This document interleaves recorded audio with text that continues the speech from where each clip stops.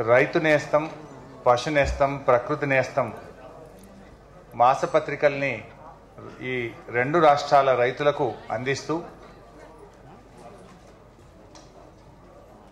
పత్రికల ద్వారా రైతులకు చేదోడు వాదోడుగా ఉండడమే కాదు, ఉత్తమమైనటువంటి సేవలను అందించినటువంటి వారిని చక్కటి పురస్కారాలు అందించే ఒక మంచి కార్యక్రమాన్ని ఏర్పాటు చేసినటువంటి గౌరవనీయులు శ్రీ వెంకటేశ్వరరావు గారు, ఈ కార్యక్రమానికి ముఖ్య అతిథిగా విచ్చేసినటువంటి కేంద్ర పట్టణాభివృద్ధి శాఖ మంత్రివర్యులు పెద్దలు గౌరవనీయులు శ్రీ వెంకయ్య నాయుడు గారికి, గౌరవ పార్లమెంట్ సభ్యులు గౌరవనీయులు కొత్త ప్రభాకర్ రెడ్డి గారు, మరి ఈనాడు జీవన సాఫల్య పురస్కారాన్ని అందుకున్నటువంటి డాక్టర్ యల్లమంచిల శివాజీ గారు, అదేవిధంగా గౌరవనీయులు శ్రీ కోదండ రెడ్డి గారు, యార్లగడ్డ లక్ష్మీప్రసాద్ గారు, కార్యక్రమంలో పాల్గొంటున్న గౌరవ శాసనసభ్యులు చింతల రామచంద్రారెడ్డి గారు, రవీందర్ రెడ్డి గారు, మరి ఈ కార్యక్రమంలో పాల్గొంటున్నటువంటి రైతు సోదర సోదరిమణులు, సైంటిస్టులు, ఉద్యోగులు, మీడియా మిత్రులు ప్రతి ఒక్కరికి పేరు పేరున నమస్కారం తెలియజేస్తూ, సమయాభావం ఉందన్నారు, మంత్రి గారు వెళ్లాల్సిన అవసరం ఉంది. వారు ఒక మాట అన్నారు నాతో, వెంకటేశ్వరరావు గారు చాలా మంచి పని చేస్తూ ఉన్నారు, వాస్తవానికి ప్రభుత్వాలు పెద్ద పెద్ద సంస్థలు చేయలేనటువంటి పనిని ఒక వ్యక్తిగా వెంకటేశ్వరరావు గారు 3 పత్రికలు నడపడం చాలా విశేషమైందని చెప్పి గౌరవనీయులు పెద్దలు వెంకయ్యనాయుడు గారు అని, అందుకే అలాంటి వారిని ప్రోత్సహించాలనే నేను ఈ కార్యక్రమానికి వచ్చాను అన్నారు. నిజానికి ఈ దేశంలో ఈరోజు అందరం రైతుల గురించి మాట్లాడుతూ ఉన్నాం, రైతుల శ్రేయస్సు కోసం అనేక కార్యక్రమాలు చేస్తూ వస్తున్నాం. బట్ స్టిల్ ఇంకా రైతుకు ఇబ్బందులు ఉన్నాయి. అందుకే ఈరోజు మన రాష్ట్ర ముఖ్యమంత్రి చంద్రశేఖరరావు గారు కూడా తెలంగాణ రాష్ట్రంలో కానీ, అటువైపు చంద్రబాబు నాయుడు గారు కానీ ఈరోజు చూసినప్పుడు ముఖ్యంగా రైతుకు ప్రధానమైనటువంటిది సాగునీరు. ఈరోజు రైతుల కోసం ముఖ్యంగా తెలంగాణ రాష్ట్రంలో చూస్తే నాణ్యమైన విద్యుత్ ఇవ్వగలుగుతున్నామేమో, ఎరువులు ఇవ్వగలుగుతున్నామేమో, విత్తనాలు ఇవ్వగలుగుతున్నాము, టెక్నాలజీ ఇవ్వగలుగుతున్నాము, 90% సబ్సిడీతో డ్రిప్ ఇవ్వగలుగుతున్నాము, స్ప్రింక్లర్స్ ఇవ్వగలుగుతున్నాము, యూనివర్సిటీలో రీసెర్చ్ను మనం ప్రోత్సహించగలుగుతా ఉన్నాం. బట్ ఎంత చేసినా ఈ పర్యావరణంలో వస్తున్నటువంటి మార్పులు, సకాలంలో వర్షాలు రాక, సాగునీటి సౌకర్యాలు లేక ఈరోజు రైతులు చాలా ఇబ్బంది పడుతున్నటువంటి పరిస్థితి ఉంది. అందుకే ఈరోజు తెలంగాణ ప్రభుత్వం వచ్చిన తర్వాత మిషన్ కాకతీయ పేరు మీద పెద్ద ఎత్తున చెరువులను బాగు చేసే కార్యక్రమం కానీ, సాగునీటి రంగం రైతే ప్రధాన ధ్యేయంగా సాగునీటి రంగంలో ప్రతి నియోజకవర్గానికి, ప్రతి ప్రాంతానికి కూడా 1,00,000 ఎకరాలు నీళ్లు ఇచ్చే విధంగా 1 కోటి ఎకరాల మాగాణిగా తెలంగాణను మార్చాలనేటువంటి ఒక దృఢ సంకల్పంతో 25,000 కోట్ల రూపాయల బడ్జెట్ పెట్టుకొని ఈరోజు ప్రభుత్వం ముందుకు పోతా ఉంది. చాలా బాధ కలుగుతా ఉంది. నిజానికి రైతుకు ఎంత చేసినా రైతులు చాలా ఇబ్బందుల్లో ఉన్నారు. బట్ స్టిల్ ఆ రైతుకు మనం ఇవ్వగలిగే ఒక పరిష్కారం, రైతుకు మెరుగైనటువంటి పరిష్కారం మనం ఏదైనా ఇవ్వగలుగుతామంటే అది సాగునీరు అనేటువంటిది ఈరోజు మనందరం కూడా గుర్తించినాం. అందుకే ఈరోజు ప్రభుత్వం మరి పెద్ద ఎత్తున సాగునీటి రంగంలో మరి ముందుకు వెళ్తా ఉన్నాం.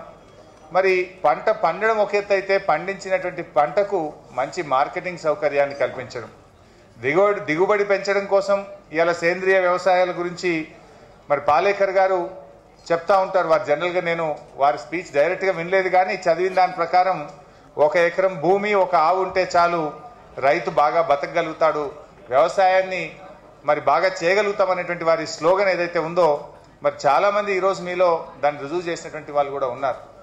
ఇటు సేంద్రియ వ్యవసాయాన్ని ప్రోత్సహిస్తూనే మరి టెక్నాలజీని వినియోగిస్తూ అధిక దిగుబడిని సాధిస్తూ రైతుకు అవసరమైన సాగునీరుని అందిస్తూ మార్కెటింగ్ని కూడా కల్పించాల్సిన అవసరం కూడా ఉంది.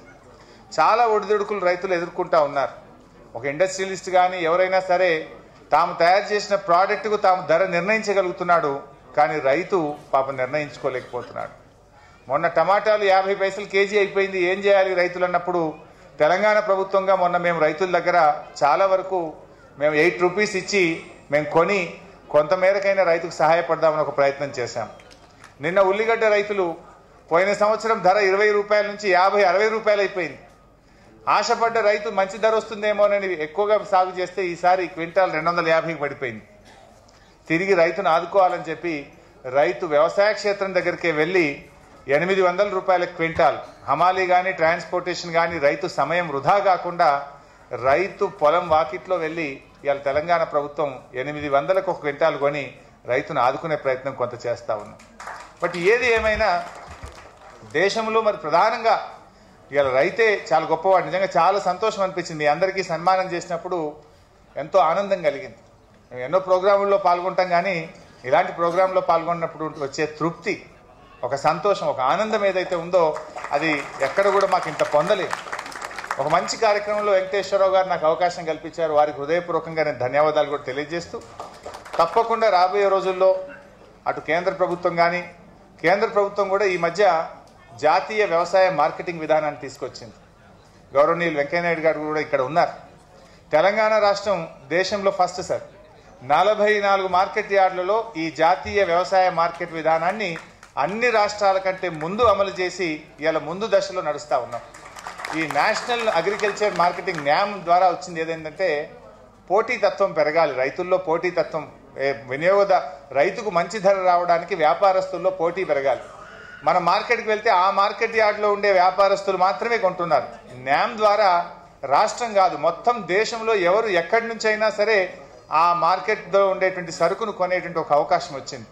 అంటే ఈ ధర పడిపోకుండా అక్కడ ఉండే వ్యాపారస్తులు రింగ్ అయి రైతుకు ధర తక్కువ రాకుండా ఉండే విధంగా ఈ న్యామ్ అనేది సరి అయిన తూకం, వేగవంతమైనగా మరి ఆ ప్రక్రియ ముగియడం, రైతుకు డైరెక్ట్గా బ్యాంక్ అకౌంట్లో డబ్బు రావడం, మరి పోటీతత్వం పెరిగి మద్దతు ధర కూడా రావాలి.